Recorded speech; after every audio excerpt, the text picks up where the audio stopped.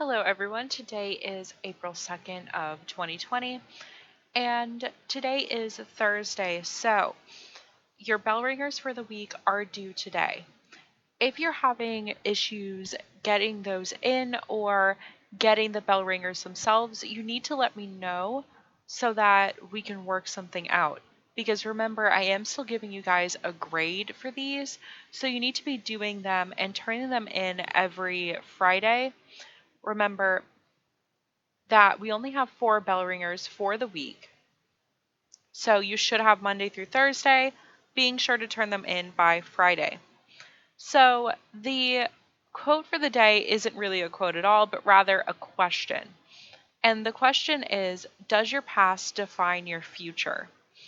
When you look at this question, really reflect on your own personal opinion on this question, thinking about whether or not you truly believe that the actions that you've done in the past define who you are and will always be in the future. Okay, so if we go back to Things Fall Apart, we are on chapter 3. So, chapters 1 and 2 took place mostly in the present day. It discussed Okonkwo, who he is, and how he interacts with his family, as well as telling the tale of how Ike Mifune came to live with Okonkwo. So, chapter 3, on the other hand, is told as a flashback.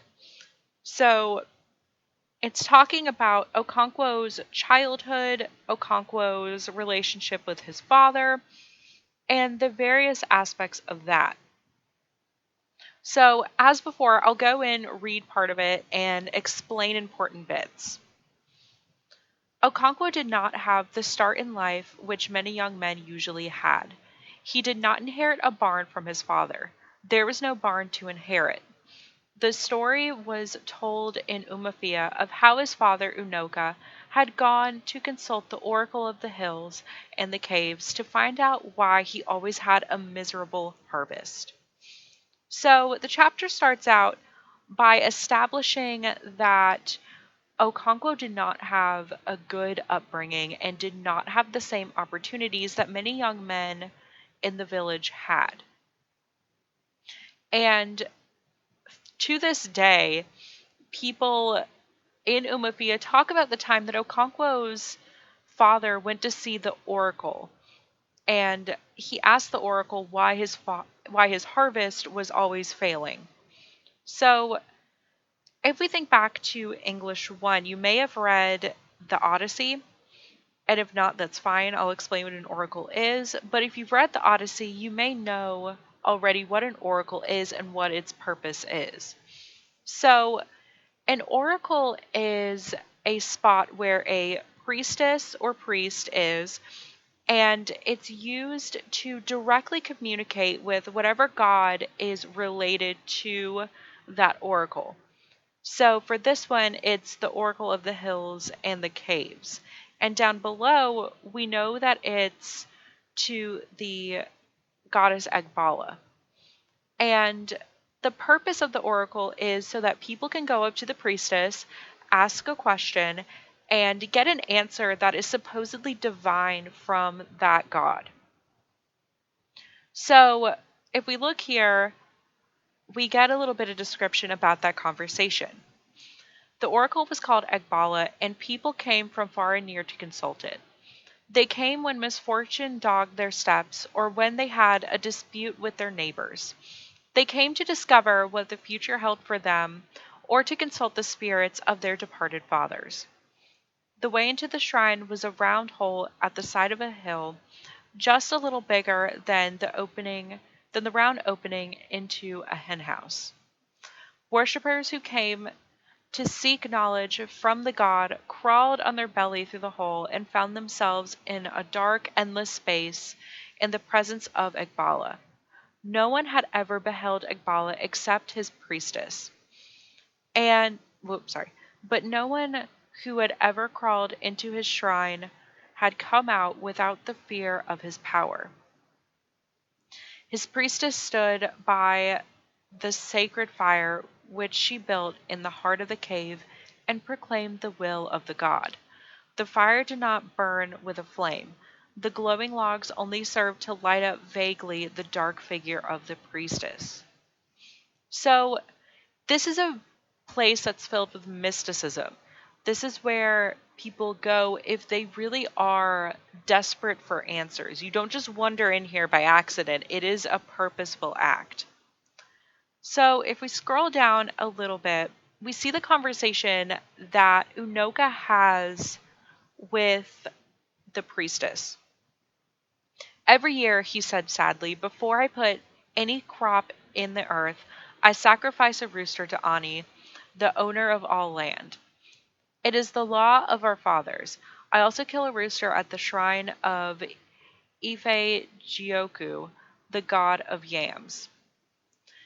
I clear the bush and set fire to it when it is dry. I sow the yams when the first rain has fallen, and stake them when the young tendrils appear. I weed. Hold your peace, screamed the priestess, her voice terrible as it echoed through the dark void. You have offended neither the gods nor your fathers. And when a man is at peace with his gods and his ancestors, his harvest will be good or bad according to the strength of his arm. You, Unoka, are known in all the clan for your weakness of your machete and your hoe. When your neighbors go out with their axe to cut down virgin forests, you sow your yams on exhausted farms that take no labor to clear. They cross 7 rivers to make their farms. You stay at home and offer sacrifices to a reluctant soil. Go home and work like a man. So, the sum of this conversation boils down to Unoka saying, I don't know why my crops are failing, and the priestess clapping back and saying, the reason that they have failed is because you are lazy. And with that, it really shows the kind of reputation that Unoka has in his village. And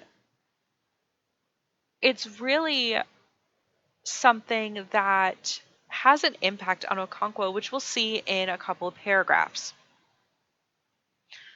For now, I want to look at this paragraph right below the one I just read. Unoka was an ill-fated man.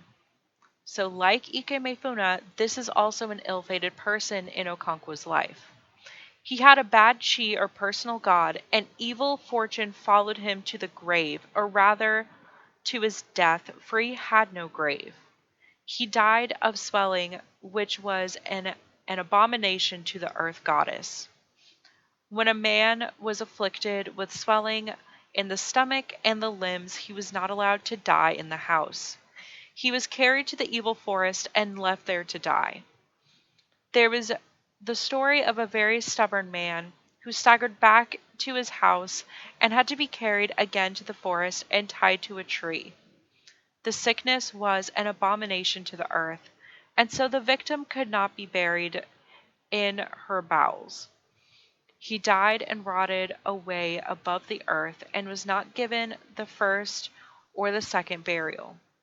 Such was Unoka's fate.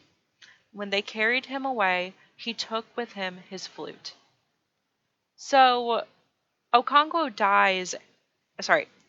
dies an ashamed man. He dies of a shameful disease and is carried to the evil forest to die and not given a proper burial. He's not even given a grave of any kind. He really does die in disgrace. And right below that it says, with a father like Unoka, Okonkwo did not have the start in life which many young men had. He neither inherited a barn nor a title, nor even a young wife. But in spite of these disadvantages, he had begun, even in his father's lifetime, to lay the foundations of a prosperous future. It was slow and painful, but he threw himself into it like one possessed, and indeed he was possessed by the fear of his father's contemptible life and shameful death. So, what drives Okonkwo is fear, and we know that from chapter 2, but it's also something brought back up here where he doesn't want to be anything like his father. He doesn't want to have anything that resembles laziness or wants to be a shameful man in the same way that his father was. Now, the rest of this chapter talks about Okonkwo's time as he tries to become a young, successful man in the village. And what ends up happening is he borrows yam seeds from somebody who he's close to. He sows the yam seeds, something horrible happens to them, and he has to start fresh again. And so the reason that he fails in his first harvest is because of his ambition. He sows his yam seeds first, and because he did that, he loses his crop for the year. And it's a lesson in Okonkwo's ambition. And it really shows that Okonkwo will go out and do what he wants to do, regardless of what everybody else says. He doesn't listen to people. He does what Okonkwo wants. So, when we look at the end of chapter 3, we see the last bit here. It goes back to talking about Okonkwo's father, Unoka, and you see a bit of a conversation with him. So his father, Unoka, who was then an ailing man, had said to him during that terrible harvest month, "Do not despair. I know you will not despair. You have a manly and proud heart. A proud heart can survive a general failure because such failure does not prick its pride. It is more difficult and more bitter when a man fails alone." Unoka was like that in his last days. His love of talk had grown with age and sickness. It tried Okonkwo's patience beyond words. So, I'm not going to give you my own interpretation of why that annoys Okonkwo, but I'll leave you with this. When you look at Unoka and his achievements compared to Okonkwo and his achievements, even at the time that they are speaking, Okonkwo has done more.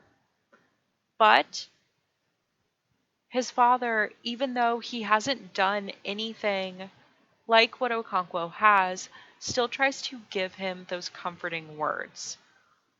And I think it's up to you to determine what you infer as the reason why Okonkwo doesn't want to hear them. Okay, so like I've been doing in these Zoom meetings for the other chapters, we will be discussing the chapter itself as well as the questions that you're doing for chapter 3. So, I look forward to seeing you there and have a wonderful rest of your day.